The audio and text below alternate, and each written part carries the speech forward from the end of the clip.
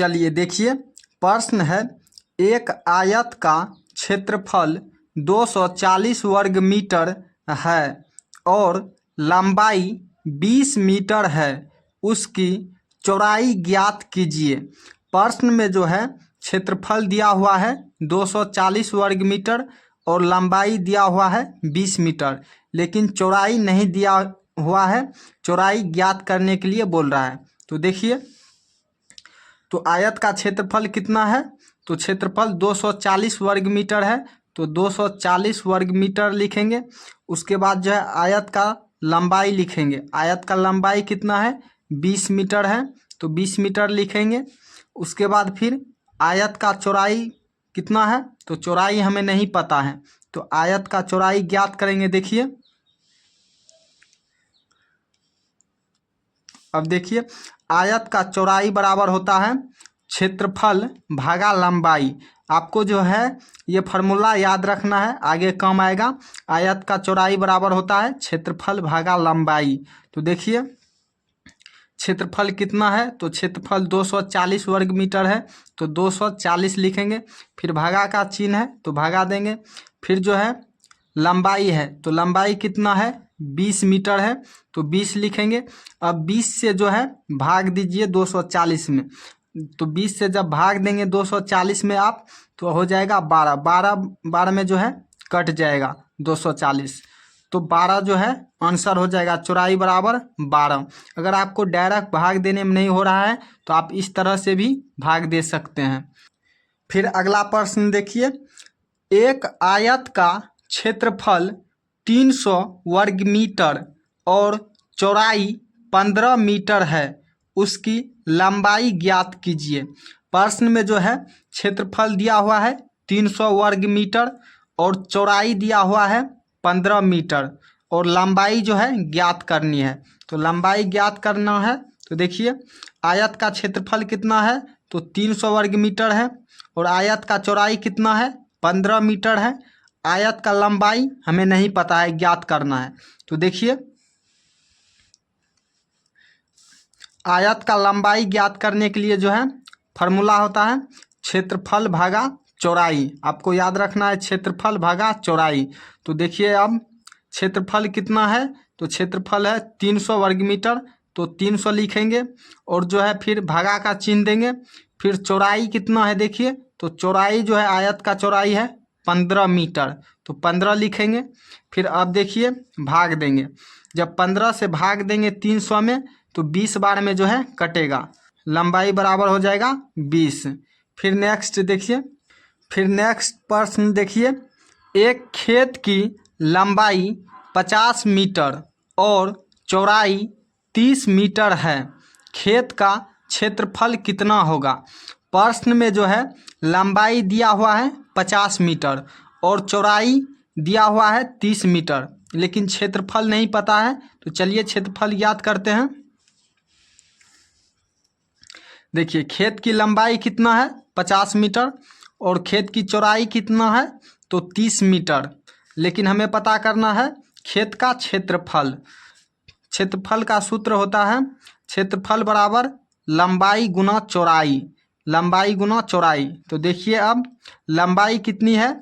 50 metre और चौड़ाई कितनी है? 30 मीटर, तो लंबाई गुना चौड़ाई कर देंगे, तो 50 गुना 30।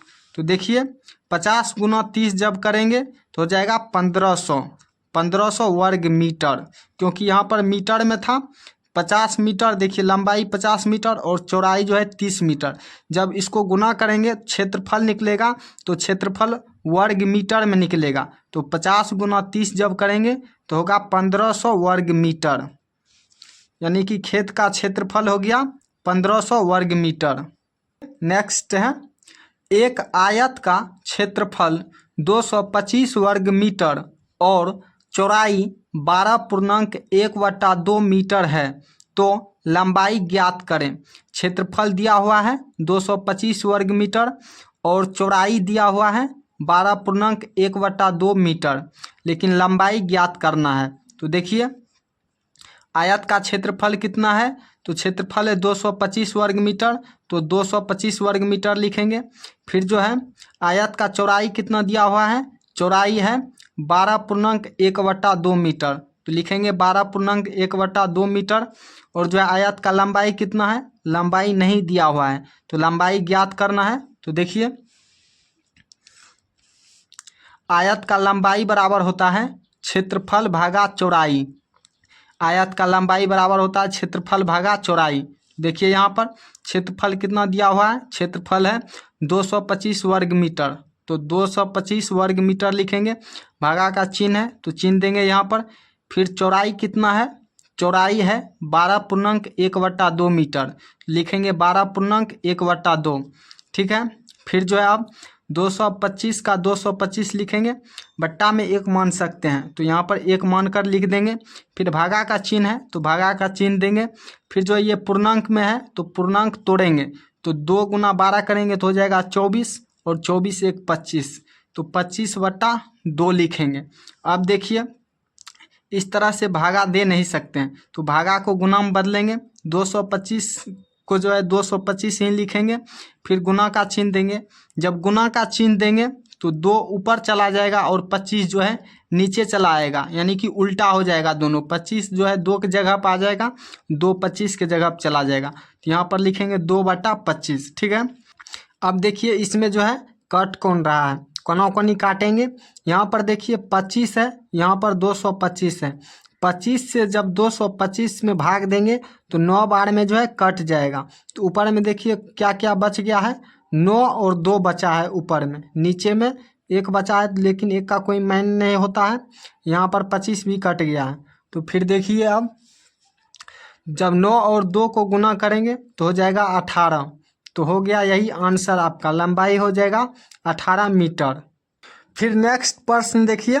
फिर नेक्स्ट प्रश्न है, एक खेत की लंबाई 25.1/2 मीटर है, चौड़ाई 8.1/2 मीटर है, तो क्षेत्रफल क्या होगा।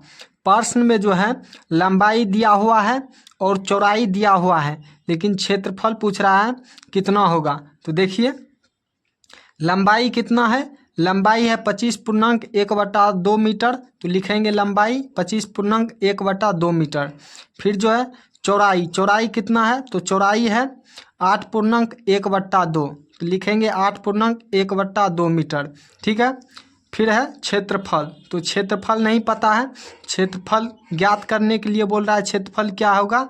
तो यहाँ पर देखिए क्षेत्रफल का सूत्र होता है क्षेत्रफल बराबर लंबाई गुना चौड़ाई, लंबाई गुना चौड़ाई। देखिए यहाँ पर, देखिए यहाँ पर तो लंबाई कितना है, लंबाई है 25.1/2 मीटर, तो लिखेंगे 25.1/2। फिर देखिए यहाँ पर गुना का चिन्ह है तो गुना का चिन्ह देंगे। फिर चौड़ाई देखिए बोल रहा है लिखने के लिए, तो चौड़ाई कितना है 8.1/2, तो लिखेंगे 8.1/2। ठीक है। अब इसको हल करते हैं। देखिए ये पूर्णांक में है तो पूर्णांक तोड़ेंगे पहले, तो 25 × 2 करेंगे हो जाएगा 50, और 1 जोड़ देंगे हो जाएगा 51, 51 हो जाएगा 2, गुना का चिन्ह देंगे। फिर इसका पूर्णांक तोड़ेंगे, फिर 2 × 8 करेंगे होगा 16, और 1 जोड़ेंगे हो जाएगा 17, 17/2। अब देखिए कोना कोनी इसमें काटेंगे, कोई कट रहा है, नहीं कट रहा है, नहीं कट रहा है। तो अब जो है गुना करेंगे ऊपर से ऊपर वाला को और नीचे से नीचे वाले को। ठीक है। तो ऊपर वाले और को ऊपर वाले से गुना करेंगे, 51 × 17 तो हो जाएगा 867, और नीचे वाले को नीचे वाले से गुना करेंगे 2 × 2 हो जाएगा 4। जब 4 से जो है भाग देंगे 867 में तो हो जाएगा 216.3/4। क्षेत्रफल हो जाएगा 216.3/4 वर्ग मीटर। जब भी क्षेत्रफल निकालेंगे तो वो वर्ग मीटर में निकलेगा, ये हमेशा ध्यान में रखना है। यहाँ पर देखिए क्षेत्रफल बराबर लंबाई गुना चौड़ाई जब किए थे तो लंबाई भी मीटर में था और चौड़ाई भी मीटर में था, तो जब क्षेत्रफल निकालेंगे तो वो वर्ग मीटर में आएगा। तो वर्ग मीटर में क्षेत्रफल बराबर आया 216.3/4 वर्ग मीटर। आपका यही हो जाएगा आंसर।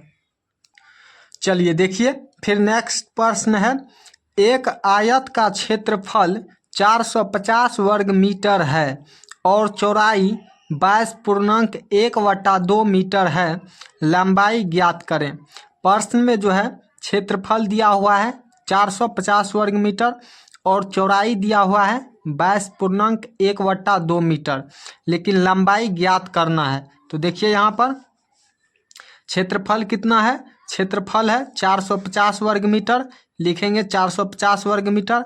चौड़ाई कितना है, तो चौड़ाई दिया हुआ है 22.1/2 मीटर, तो लिखेंगे 22.1/2 मीटर। लंबाई कितना है, तो लंबाई हमें नहीं पता है, तो लंबाई ज्ञात करना है। तो देखिए यहाँ पर,